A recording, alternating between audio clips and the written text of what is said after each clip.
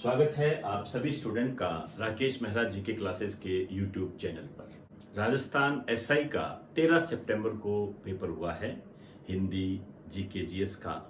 तो मैं यहाँ पर जीके और जीएस के बारे में आपको बताना चाहूँगा कि किस प्रकार के क्वेश्चन इस एग्जाम में आए हैं।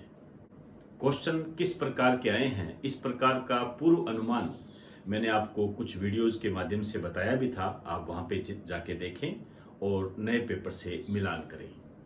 वहाँ जो मैंने आपको पूर्व अनुमान बताया था वो बहुत कम बताया था, क्योंकि आपके पास उस समय समय सीमा कम थी।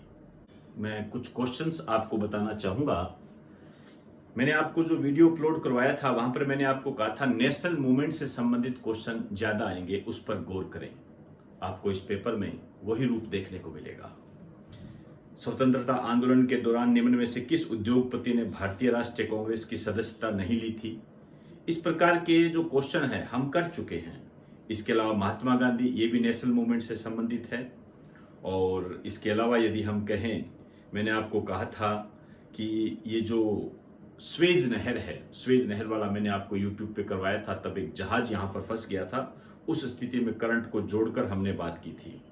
इसके अलावा मैंने आपको कोर्ट के बारे में बताया था कि आप कोर्ट के बारे में जरूर पढ़ के जाएं। तो हाई कोर्ट से संबंधित आपके सामने एक क्वेश्चन आ भी गया था। ये देखिए, नेशनल मूवमेंट से भरा हुआ है। 1935 के भारत शासन अधिनियम की निम्नलिखित में से कौन सी विशेषता नहीं है, सारा भरा पड़ा है ये। और इसके अलावा यदि हम देखें, मैंने आपको कहा था कि विधान परिषद से संबंधित क्वेश्चन आएगा, उसको हाईलाइट किया जाएगा। तो विधान परिषद से संबंधित भी क्वेश्चन आ गया। हाई कोर्ट से संबंधित 2 या 3 क्वेश्चन आए हैं। इसके अलावा गरीबी के बारे में बताया था कि गरीबी पे क्वेश्चन आएगा, गरीबी पे क्वेश्चन आ गया। और भी कई है, जैसे आर्थिक समीक्षा में से क्वेश्चन मैंने कहा था जरूर आएगा, ये आर्थिक समीक्षा में से आ गया। ये का ये क्वेश्चन मैंने यूट्यूब चैनल पर आपको कराया हुआ है, ऑनलाइन और ऑफलाइन दोनों माध्यम से कराया था। जीवन धारा योजना, ये सब आपके आर्थिक समीक्षा के अंदर से आई है। मुद्रास्फीति के बारे में मैंने आपको कहा था कि मुद्रास्फीति के बारे में पढ़ के जाना, मुद्रास्फीति में से क्वेश्चन आया है। इसके अलावा ऑनलाइन और ऑफलाइन जो भी मैंने आपको स्टडी मटेरियल उपलब्ध करवाया था, आप जांच लें। आपके सामने पेपर है, प्रत्यक्ष को प्रमाण की कोई आवश्यकता नहीं होती। मैंने जो बहुत कम टॉपिक आपको बताए थे आपकी समय सीमा को देखकर, उसका भी मिलान इस पेपर के साथ आप जरूर करें, ताकि आप में एक विश्वास पैदा हो। तो दोस्तों, इस वीडियो के माध्यम से मैंने आपको ये बताने का प्रयास किया है कि पढ़ाई करने का जो तरीका होता है वो स्ट्रेटेजिकल होना चाहिए। बिना स्ट्रेटेजी के आप कोई भी एग्जाम क्लियर नहीं कर सकते। आप लोगों की सोच होती है कि मैं सारा ही पढ़ लूं। इस दिशा में आप मूल बातों को भूल जाते हो और नाकामयाबी मिलती है। हमारा जो संस्थान है उसका प्रयास हमेशा यही रहता है कि आपके एग्जाम को ध्यान में रखकर आपसे बात की जाए, जिसका प्रमाण आपके सामने है। मैंने आपको कुछ गैस लगवाए थे टॉपिक के लिए, और ये पेपर उठा के देख लीजिए। और वो तो मैंने बहुत कम लगवाए थे समय सीमा को देखते हुए। तो यही कहूंगा, अपनी तैयारी को एक नई स्ट्रेटेजी दे। ऐसा मत सोचे कि मैं सारा ही पढ़ लूं। सारा नहीं पढ़ पाओगे, पढ़ भी पाओगे तो इंप्लीमेंट नहीं कर पाओगे। अभी आप जो भी पेपर देके आए हो, यदि आपने रिवाइज कम किया है तो उसका परिणाम आपके सामने है। आप खुद सोचिए, पेपर अच्छा हुआ, पेपर बुरा हुआ, इस पर ध्यान ना दें। आपने जो गलती की है उसकी पुनरावृत्ति आगे के एग्जाम में ना करें। अब मैं आपको पेपर से संबंधित कुछ बातें बताने जा रहा हूं। हो सकता है अब जो आपके आगे 2 एग्जाम होंगे, 14 सितंबर, 15 सितंबर, भाई आज का एग्जाम है और कल का एग्जाम है, उसमें आप किस तरीके से ध्यान रखें। हालांकि समय कम है, लेकिन फिर भी हो सकता है कुछ बातें आपके लिए सहायक सिद्ध हो सके। इसी दिशा में मैं आपको कोई आंसर की नहीं बताने जा रहा, ध्यान रखें, आंसर की नहीं बता रहा। मैं आपको हल्का सा एक एनालाइज कराने जा रहा हूं।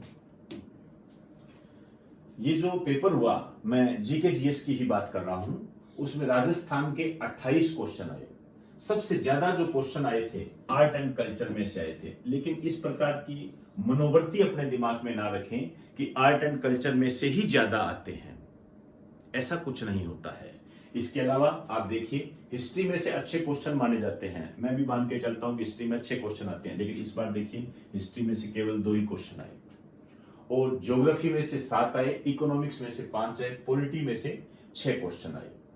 अब यदि हम इंडिया एंड वर्ल्ड जीके की बात करें तो टोटल 33 क्वेश्चन आए, जिसमें सबसे ज्यादा जो क्वेश्चन आए थे ये इकोनॉमिक्स के अंदर से आए थे, जहां मैंने आपको बताया था मुद्रास्फीति, गरीबी, बेरोजगारी, उनमें से क्वेश्चन आए हैं। ये आपके सामने है। फ्लैगशिप योजनाओं के बारे में मैंने आपको बताया था, योजनाओं के संबंध में भी क्वेश्चन आए हैं। हिस्ट्री में से 5 आए, जिसमें सबसे ज्यादा यदि मैं कहूं तो नेशनल मूवमेंट को ही हावी रखा गया। ज्योग्राफी 9, साइंस एंड टेक में से 14 क्वेश्चन आए। साइंस हावी रही और साइंस हमेशा हावी रहती भी है।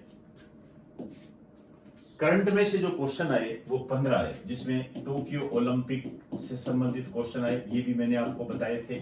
मैंने जो आपको कुछ टॉपिक दिए थे उसमें मैंने ओलंपिक खेलों के बारे में बताया था और आपको कहा था कि ऐसा नहीं है कि लेटेस्ट हो गया है तो पेपर बन चुका होगा, इस प्रकार की भ्रांतियां ना रखें, क्योंकि ये जो ओलंपिक है इनका चयन पहले हो जाता है और इसी टाइप के क्वेश्चन इसके अंदर आपको देखने मिले थे।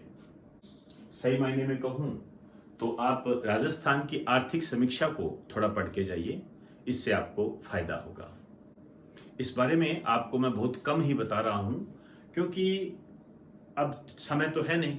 14 सितंबर, 15 सितंबर डेट तो आ गई है सारी, आज ही पेपर है, कल पेपर है। लेकिन यदि सरसरी निगाह से यदि आप देख लेते हो तो मेरा मानना है कि हो सकता है आपको कुछ प्रॉफिट हो जाए। इसके अलावा एक बात और कहना चाहूंगा, राजस्थान एसआई का जो पेपर है ये लीक हो गया, इस प्रकार की सूचनाएं जो है आप व्हाट्सएप के माध्यम से देख रहे हो, फेसबुक के माध्यम से देख रहे हो, यूट्यूब के माध्यम से, हो सकता है ऐसी कोई घटना हुई हो। बीकानेर में इस प्रकार की घटना बता भी रहे हैं, लेकिन आप इन घटनाओं की तरफ कोई ज्यादा ध्यान ना दें। देखिए ईडब्ल्यूएस वालों की प्रॉब्लम थी, सरकार ने उसकी भी नहीं सुनी, तो ये क्या मामला है। तो आप इसको छोड़िए, आप अपनी तैयारी करें। आपकी तैयारी ही बेस्ट होनी चाहिए। आगे जो भी स्थितियां होगी उसी के आधार पर अपने डिसीजन लेते रहिए। ज्यादा दिग्भ्रमित मत होइए, ज्यादा सोचिए मत, अपने एग्जाम पर ज्यादा फोकस रहिए। आपका एग्जाम ही आपको आगे लेके जाएगा। ये न्यूज चैनल वगैरह ये कुछ आगे नहीं लेके जाएंगे आपको। लीक पेपर हुआ है, नहीं हुआ है, उसका अपना एक प्रक्रम है, अपना एक प्रोसेस है, उसको चलने दीजिए, आप अपनी तैयारी कीजिए। तो आप सभी को आज के एग्जाम के लिए और कल के एग्जाम के लिए भी बेस्ट ऑफ लक। मैं कोशिश करूंगा कि आज का जो पेपर होगा उसका एनालाइज भी आपके सामने रखूं। तो आप सभी को बेस्ट ऑफ लक, परमात्मा आपको कामयाबी दे। आप सभी को मेरा नमस्कार।